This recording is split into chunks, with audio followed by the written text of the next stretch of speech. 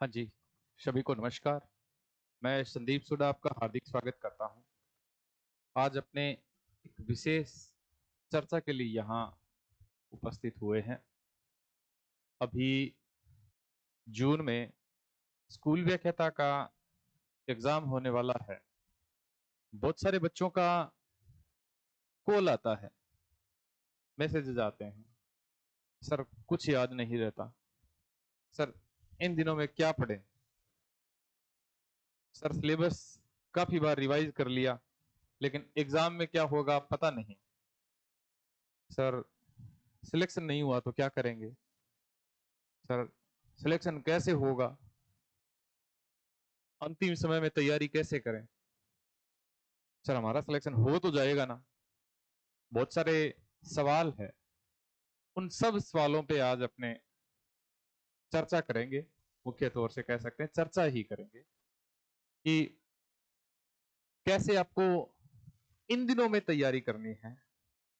तैयारी शुरू करने से पहले मैं आपको बता दूं कि स्कूल व्याख्याता से संबंधित जितने भी बच्चे तैयारी कर रहे हैं, पहले पहल तो वो अपने तबीयत का विशेष तौर से ध्यान ध्यान रखें, स्वास्थ्य का विशेष तौर से ध्यान रखें। स्वास्थ्य अच्छा रहेगा तो आपका एग्जाम भी अच्छा रहेगा। इन दिनों में गर्मी का सीजन है, लू वगैरह ज्यादा चल रही है, धूप में निकलने से बचें, मच्छरों का विशेष तौर से ध्यान रखें। इसके अलावा खाने पीने का भी ध्यान रखें, ठंडा या फिर एकदम से गर्म, ठंडे के बाद में गर्म या गर्म के बाद में ठंडा या कोल्ड ड्रिंक वगैरह का सेवन कम ही करें। अब तैयारी कैसे करें इन दिनों में। सभी बच्चे जितने भी ये वीडियो देख रहे हैं, सबके सब जो तैयारी कर रहे हैं वो अपने पीक पे है, उनकी तैयारी बढ़िया है। लेकिन इन सब दिनों में क्या होता है कि सबको डर लगता है, मुझे भी लगता था। 2016 में स्कूल व्याख्याता का एग्जाम दिया था, तब भी मुझे ऐसे लगता था। जून में एग्जाम, जुलाई में एग्जाम था, सॉरी जुलाई में एग्जाम था, सेम वही दिन थे, एक महीने का अंतर है, कोई ज्यादा अंतर नहीं है।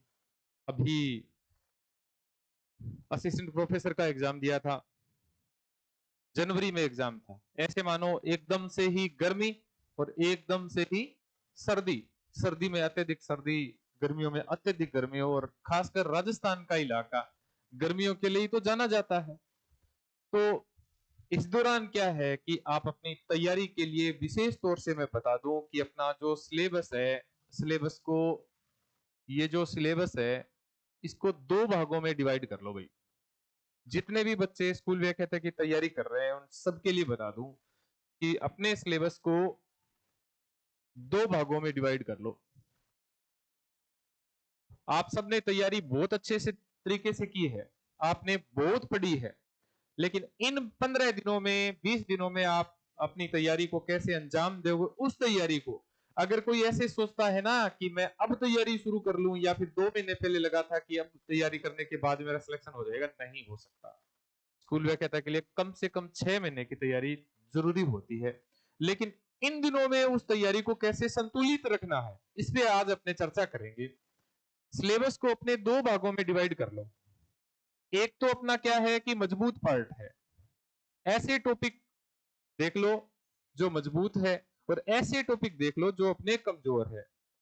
जितने भी साथी ये जो वीडियो देख रहे हैं ना, उनको बता देवे कि अपना सिलेबस है उसका प्रिंट आउट आपके पास होना चाहिए।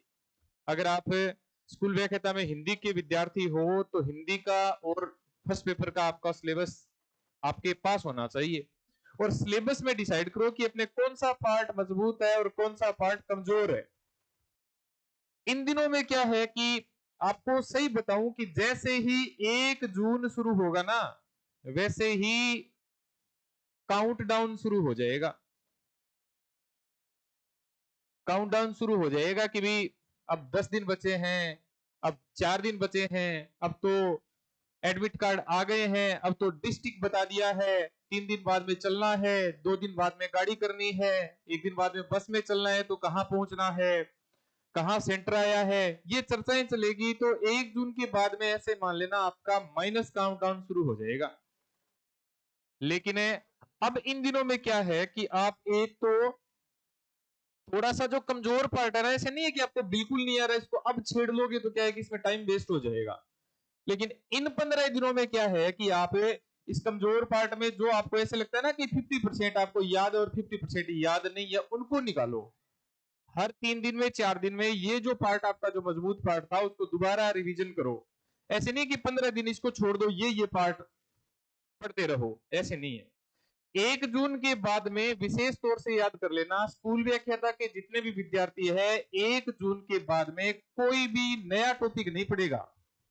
विशेष तौर से आपको सलाह है कि नया टॉपिक पढ़ोगे पुराने वाले भूल जाओगे। नए टॉपिक, ऐसे नए टॉपिक जो आपको आपने ऐसे सोच रखा होगा कि 1 जून के बाद में पढ़ लेंगे, तो वो 1 जून के बाद में नहीं पढ़ना है, आपको अभी पढ़ना है।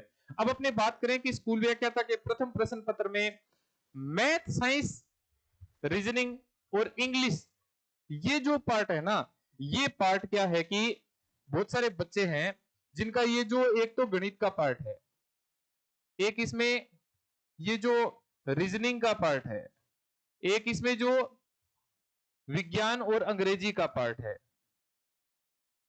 वैसे तो ये जो गणित और रीजनिंग दोनों को मिला के 12 प्रश्न आएंगे, 4 प्रश्न इसके आएंगे और 4 प्रश्न इसके आएंगे।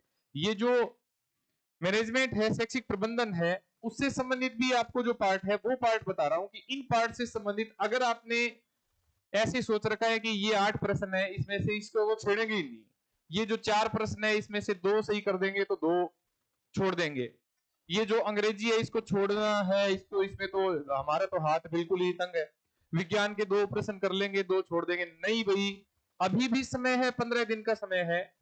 अंग्रेजी में जहां तक मेरा अनुभव है, क्योंकि अंग्रेजी का अगर कोई यहाँ व्याख्याता होता, अंग्रेजी का कोई स्पीकर बोल रहा होता, तो वो आपको पार्ट ऐसे गिनाता जैसे कि बस उनको तो आपको तो झट में ही याद हो जाएंगे, लेकिन मैं हिंदी का विद्यार्थी तो मेरे को ये पार्ट बहुत टफ लगते थे। तो आपके लिए भी बताएं कि अंग्रेजी में मैंने क्या पढ़ा था, कि अंग्रेजी में मैंने एक तो direct, indirect, active, passive voice, tense और आर्टिकल्स सिर्फ 4 पढ़े थे। 2015 के स्कूल व्याख्याता की भर्ती में जब मेरा एमए का एग्जाम चल रहा था, उस दौरान ही जब पेपर दिया तो 4 में से 4 सही किए थे इस इंग्लिश में, और जो 2017 वाली भर्ती थी उसमें 3 सही किए थे, 3 किए, एक किया ही नहीं था, 3 के 3 सही थे। तो एक तो डायरेक्ट, इनडायरेक्ट, एक एक्टिव, पैसिव वॉइस, टेंस और आर्टिकल्स, इन चारों को देख के चले जाना भाई। बाकी विज्ञान है, एनसीईआरटी की 9वीं और 10वीं की किताब है, उनसे संबंधित सिलेबस का निशान लगा के और वहां पढ़ सकते हैं।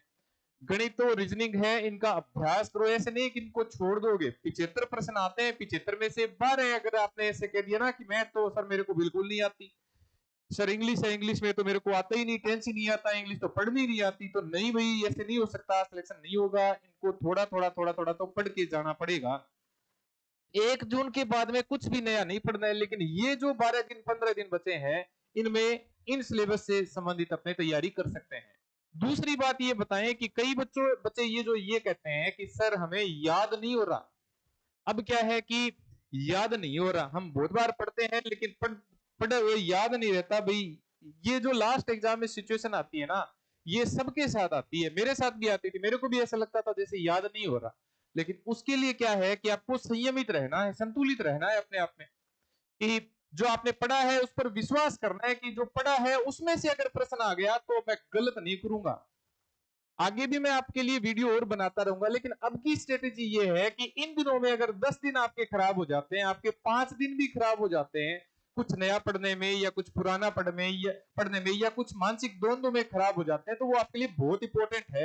एक एक पल, एक एक सांस सांस में आपको आपका जो समय व्यर्थ जा रहा है, कह सकते हैं ना, जो कबीर कह रहे थे वो वाली बात है कि सांस सांस, जो आपकी जो पल पल की जो सांस है ना, उस सांस सांस में आपका समय व्यर्थ जा रहा है, व्यर्थ जा रहा है, उसको गंवाना नहीं, आपको सही तरीके से तैयारी करनी है।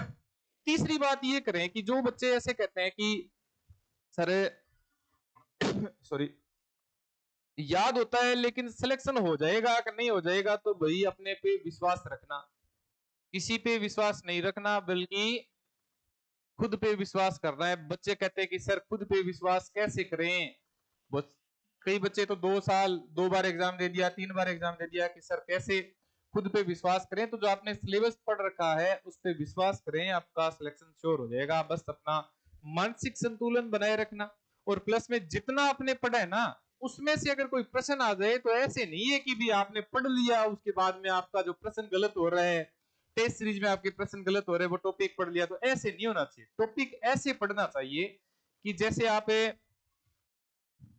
राजस्थान, अपने राजस्थान के भूगोल से संबंधित ही बात कर रहे हैं कि अपने भौतिक प्रदेश याद करने हैं, तो भौतिक प्रदेश जब तक याद नहीं हो रहे ना तब तक आगे नहीं बढ़ना, अगला टॉपिक नहीं पढ़ना है। ऐसी तैयारी करनी है आपको। तो अपने आप पे विश्वास रखो। ये जो समय है, ये जो 10 दिन और 15 दिन, ये से मानो आपके एग्जाम के सिर्फ 15 दिन बचे हैं। 1 जून के बाद में कोई ऐसे सोचता ना कि हाँ अभी समय 15 दिन मिल गए, 18 दिन मिल गए, 20 दिन मिल गए, 25 दिन मिल गए, नहीं भाई, उस जून का महीना तो सोचने में चला जाएगा कि अब 10 दिन बाद में एग्जाम है, अब 4 दिन बाद में एग्जाम है, जो मैं बात कर रहा था, अब तो कॉल लेटर आ गया, अब तो बस करनी है, अब तो गाड़ी में जाना है, अब तो बस स्टैंड पे जाना है, अब तो सेंटर पे पहुंचना है, वो सारी चीजें। एक दूसरी बात मैं वैसे तो आगे के वीडियो में बताऊंगा कि एग्जाम सेंटर पर पहुंचो तो वहां अपने आप पे विश्वास करना है, भले कितनी भीड़ क्यों ना हो। ऐसे सोचोगे कि वैकेंसी तो 300 की है, इस सेंटर पे ही 500 1000 बच्चे बैठे होंगे, पूरे जिले में कितने बैठे होंगे, पूरे राजस्थान में कितने बैठे होंगे, तो पता नहीं कितने लोग एग्जाम दे रहे, तो मेरी कहां बारी आएगी। ऐसे नहीं सोचना है, अपने आप पे विश्वास रखो। आप अपने आप पे विश्वास रखोगे तो आपका सिलेक्शन श्योर हो जाएगा। और अंतिम समय यही बता रहा हूं कि बस अपने आप पे तैयारी रखना भाई, अपने आप पे विश्वास रखना। आगे के वीडियो भी और मैं आप तक पहुंचाता रहूंगा। तब तक धन्यवाद। कैसे लगा, और भी कोई अगर आपके सुझाव हो तो वो सुझाव भी मुझे आप प्रोवाइड करवा सकते हैं। आप मुझे कमेंट बॉक्स में लिख सकते हैं, कोई भी समस्या है उसके लिए मैं आपको वीडियो प्रोवाइड करवाता रहूंगा। धन्यवाद। आगे भी मैं आपको सुझाव देता रहूंगा। धन्यवाद। मिलते हैं अगले वीडियो के साथ।